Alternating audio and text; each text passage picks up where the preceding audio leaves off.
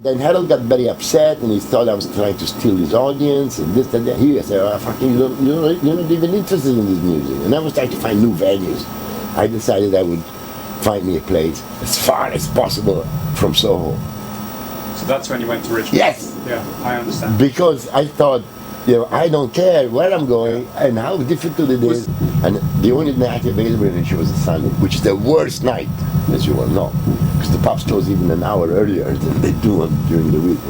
So I had everything against me. What is the reasoning of Richmond? If you took demographics and any other kind of measuring system, it's a crazy idea. There was no blues thing going. There was one thing going near Richmond. There was the Kingston Art School. Yes. And I knew from my bebop days that people who are into art are also likely to be into new music. Yes. You know what I mean? Yes.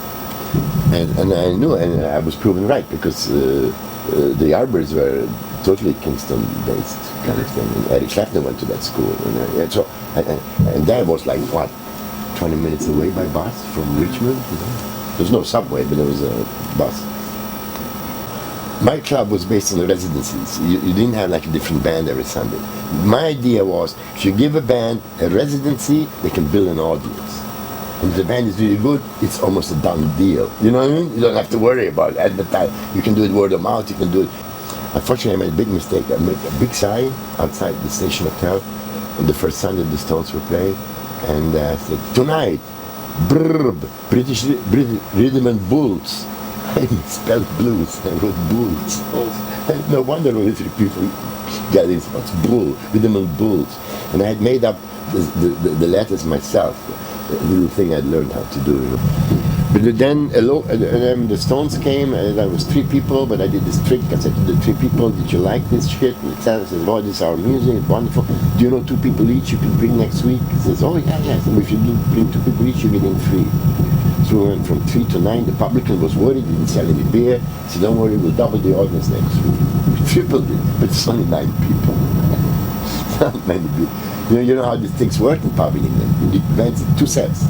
1 45-minute, then 45-minute break, so people can go to the bar and drink, and then another 45 minutes. That was an evening, right? So the bands had to know quite a lot of repertoire to play for an hour and a half, because they couldn't repeat the songs. Perhaps 1 or 2, but they couldn't do it. So they had also to stretch the songs. And I convinced the Stones to do a Bo Diddley number called Let's Do the Crawdaddy, to do that for 20 minutes. Because my idea was, we got to get this audience to participate here. We can't get them dancing, you know what I mean? And in the book Nanker and Felch, you know Nanker? You know that book about the Stones, the early days of the Stones, by Nanker and Felch? He talks about this. Yeah. I got it in the kitchen. They gave it somebody gave it for my birthday. And he talks about exactly what happened. That was the breaking point of the Crawdaddy. It's when we got these people that normally just stood there looking at the ceiling, we got them to dance. Now we get to the point where we have this amazing scene going, right? The Richmond and Twickenham Times, that was owned by the big fat guy that did the BBC things about the Queen, and Dimbleby owned the Richmond and Twickenham Times. Very conservative paper, right? And I thought, in order to get anybody interested in this band, the Stones, I gotta get the reviews, I gotta have people write stuff up, you know. And so I looked at the local paper, and I called them up and said, do you have a kind of a music, kind of cultural sort of reporter? He says, yeah, what is it for? You know, said, well, we're having a thing and stuff. And they were very, rhythm and blues, Rolling Stone, but there was a young guy there that worked there called Barry Guy, G-A-Y, and he picked up on this, and he came to see me and says, can I come and take a couple of pictures and do an article? I said, absolutely, absolutely. And he came and did this incredible article, and there was a whole page in the Richmond Twickenham Times the next day, the next week, because it was a little break, I think. I don't have a copy of that, but it can be gotten probably. And lo and behold, Patrick Doncaster, who's the music critic of the biggest paper in London, the 6 million copy paper. Evening Standard? No, morning paper. Left. Daily Mirror? Daily Mirror. I know him. He's a trombone player in the Thrag band. And he used to come to the Marquis and the Trabant drinking away in the pubs, you know. And I took this article to the pub and I said, what is anybody St. Patrick Punkcast? He's over there thinking, you know, he drank, all these friends and friends. And he says, hey, look at this. And Gomelsky came down and he wrote a huge half a page in the Daily Mirror, on the Monday Daily Mirror. The secretary, the pub belongs to us, the Int Coop Breweries. Right?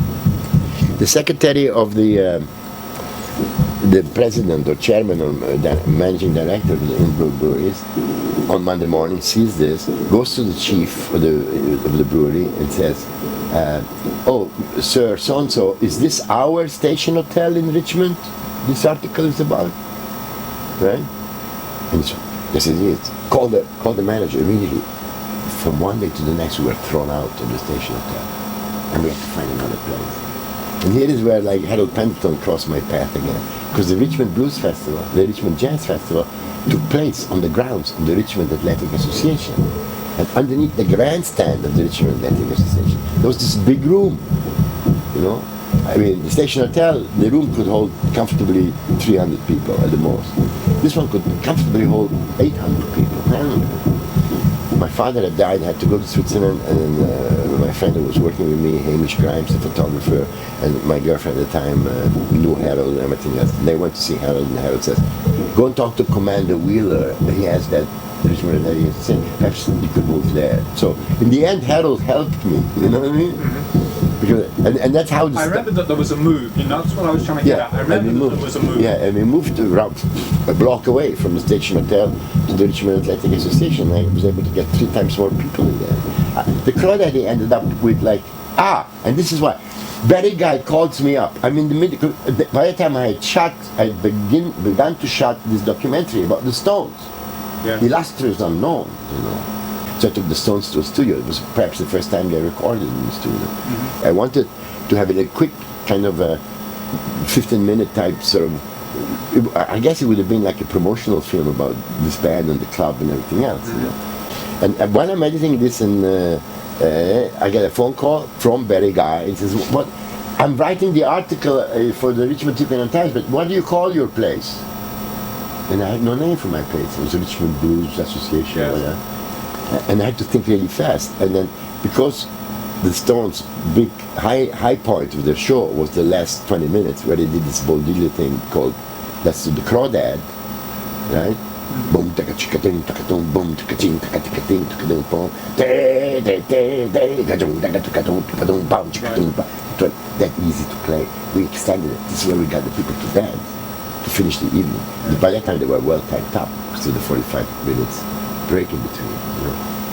And I just said, Crawdaddy. Didn't exist, the word. Right. You know, the Crawdaddy magazine said they got it from there. Yeah. Oh, there, you can see it, you can check it out. They got it from there. Yeah. The Crawdaddy, the reputation of the Crawdaddy came overseas, and it was enough to start a fucking music magazine. Yeah. Because it was let's do the Crawdad, which is a dance they do in the Mississippi. But Crawdaddy, that was my idea. Yeah, because I misspell things. I never say lock, stock, and barrel. I say stock, lock, and barrel. Yeah. You know, and they were all laughing at these. So it was a malapropism. Malapropism, absolutely, malapropism. And everybody was also laughing when I came up with my malapropism, not being an English person. You know? Crawdaddy. And that's what it was. Mm-hmm. From then on. So what happened with that film that you did with the Stones? Nobody can find it. Nobody? It's kind of disappeared.